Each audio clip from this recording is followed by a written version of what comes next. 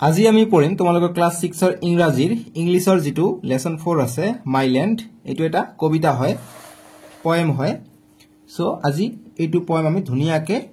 আবৃত্তি কৰিম আৰু ইয়াৰ অৰ্থ কি বা শব্দ অৰ্থ লগতে এটোৰ মানে বা সাৰাংশ কি হয় সামাৰীয় পৰীক্ষাত আহিব পাৰে হেখিনি তোমালোকক বুজাই দিম আৰু নেক্সট ভিডিওত তোমালোকক যিখিনি প্ৰশ্ন দিয়া আছে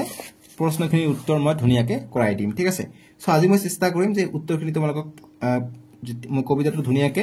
আজি এটো পঢ়াই দি প্লাই তোমালোকৰ যিখিনি এক্টিভিটিছত প্ৰশ্ন দিয়া আছে হেখিনি আনসাৰ আমি কৰ পৰা উলিয়াবলৈ পাৰি হেখিনি মই তোমালোকক বুজাই দিবলৈ যত্ন কৰিম যদি তোমালোকে বুজি নপোৱা কোশ্চেন আনসাৰখিনি তোমালোকে ডেসক্ৰিপচনত যাবা ধুনিয়াকে মই কোশ্চেনখিনি আনসাৰ টাইপিং আকাৰে দি দিছো এইটো ভিডিও তোমালোকে চাই লবা হেইটো কোশ্চেন আনসাৰৰ ভিডিও এইটো হ'ব আলোচনাৰ ভিডিও ঠিক আছে সো তোমালোকে ভিডিওৰ সন্মুখত হয়তো দেখা পাইছা যে আলোচনা বুলি লিখি দিছিলো সো গতিকে লেটস ৰিসাইট মানে আবৃত্তি কৰিব দিছে যেনেকুৱা এইটো পোয়েম লিখিছে কোনে থমাস অসবৰ্নি ডেভিস সো আমি পঢ়িম আবৃত্তি কৰিম যে মাইল্যান্ড মাই মানে মোৰ ল্যান্ড মানে মাটি মানে মোৰ মাটি যেনেকুৱা আমাৰ জন্মস্থান আমাৰ মাটি তেনেকুৱা কথা কৈছে মাইল্যান্ড কবিৰ এটো মাইল্যান্ডৰ ওপৰত দিছে নিজৰ জন্মস্থানৰ বিষয়ে কবিতাটো দিছে ঠিক আছে দিছে যে she is a rich and rare land she মানে নিজৰ মাতৃভূমিক সি বুলি বুজাইছে অৰ্থাৎ female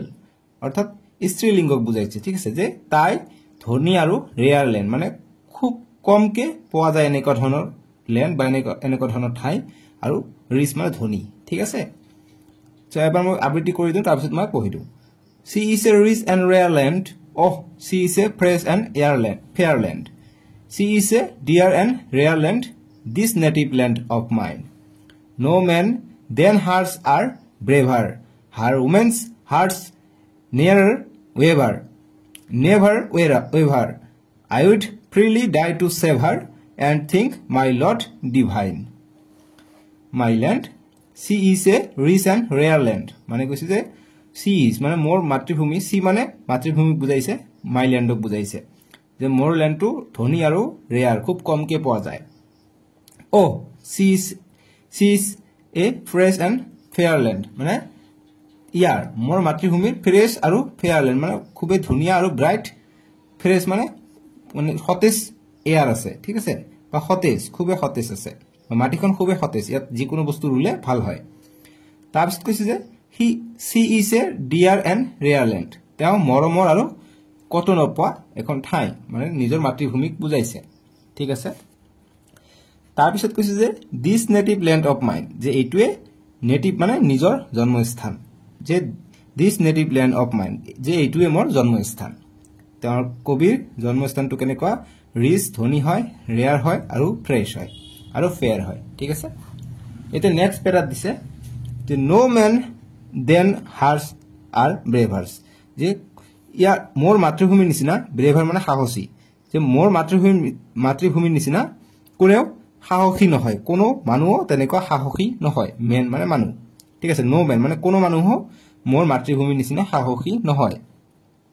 her women's hearts never waver যে তেওঁৰ মোৰ মাতৃভূমিৰ যেটো মহিলা আছে মহিলাবিলাকৰ হাৰ্ট অন্তৰটো কেতিয়াও নকপে ঠিক আছে মানে খুবে সাহসী তাৰ মানে সেই ঠাইৰ মহিলাবিলাক বা নিজৰ মাতৃভূমি বুজাইছে তাৰ পিছত কৈছে যে I would freely die to save her যে মই freely die যে মই মুক্তভাৱে বা যুজি মৰিম যদি মোৰ মাতৃভূমিক বচাবলগীয়া হয় সেভ হাৰ মানে মোৰ মাতৃভূমিক যদি কোনোবা আক্ৰমণ কৰে মই নিজে মৰি যুজি হলেও মই মাতৃভূমিক বচাম ঠিক আছে আৰু কৈছে and thing my lord divine যে মই মাতৃভূমিক বচাওতে যদি মোৰ মৃত্যু হয় মই যদি মৰু ডাই হ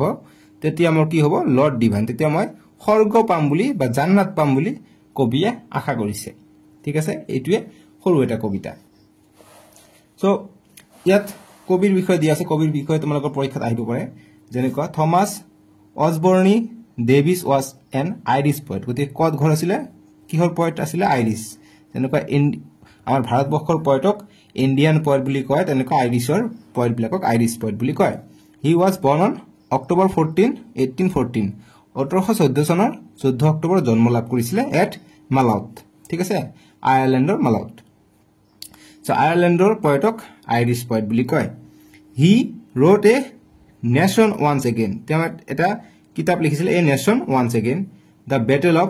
ফ্ৰণ্টনয় এইটো লিখিছিলে etc এইবিলাক লিখিছে হি ডাইড অন সেপ্টেম্বৰ 16 1845 1845 চনত সেপ্টেম্বৰ মাহৰ 16 তাৰিখে মৃত্যু হৈছিল বহুত কম এজত তেওঁৰ মৃত্যু হৈছে সো ইফালে তোমালোকৰ এক্টিভিটিজ দি আছে ইয়াৰ এনসাৰখিনি মই ধুনিয়াভাৱে ডেসক্ৰিপচনত এটা লিংক দিছো তাতে তোমালোকে চাব পাৰিবা এনসাৰখিনি সো ধুনিয়াকৈ দিছো মই ইয়াতে মুখেৰে কৈ যাম চাও তোমালোকে পোৱা নে নোপোৱা মই ধুনিয়াকৈ তাতে টাইপিং আকাৰে দি দিছো যিমানখিনি প্ৰশ্ন আছে ইয়াত যিমানখিনি বস্তু দিছে ঠিক আছে ইয়াত দিছে ইয়াত লেটাৰ লিখিব দিছে 15 নম্বৰ গ্ৰামাৰ দিছে সববিলাকে কৰিম ঠিক আছে সো ডেসক্ৰিপচনত দিয়া লিংকটোত গৈ তোমালোকে চাই লব পাৰিবা যেনেকৈ ফাৰ্স্ট প্ৰশ্ন দিছে যে according to the poet who are the bravest men গতি কোনে bravest man বুজাইছে পয়েটৰ মতে সো আমি কবিতাটোত দেখা পালে পাম যে ব্ৰেভাৰ মানে সাহসী সো গতি কবিয়ে নিজৰ ল্যান্ডক মাই ল্যান্ডক বা নেটিভ ল্যান্ডক ব্ৰেভাৰ বুলি কৈছে বাস এনেকৈ আনসাৰটো কৰিব লাগিব সো ডেসক্ৰিপচনত এতিয়াই গৈ তোমালোকে আনসাৰটো চাই লবা বুলি আশা থাকিল ঠিক আছে সো তোমালোকে এটো সার্চ কৰিবা যে যদি ডেসক্ৰিপচন বিচাৰি নোপোৱা তোমালোকে মোৰ প্লেলিষ্টত যাব পাৰিবা ক্লাস 6 ৰ ইংৰাজী প্লেলিষ্ট দিয়া আছে তাতেও ধুনিয়াকৈ দিছো এটো সাৰ্চ কৰিবা i8 s1 s8 apl myland মাৰিবা ধুনিয়াকৈ আহি যাব ইয়াৰ প্ৰশ্ন উত্তৰখিনি লিখা থাকিব আৰু যত আলোচনা বুলি লিখা থাকিব হেতু ভিডিও আলোচনা আৰু যত প্ৰশ্ন উত্তৰ লিখা থাকিব হেতু প্ৰশ্ন উত্তৰৰ ভিডিও বুজি পালা সাজিলৈকে আহো ভাবিটিকে তোমালোকে ভিডিওটো লাইক কৰিবা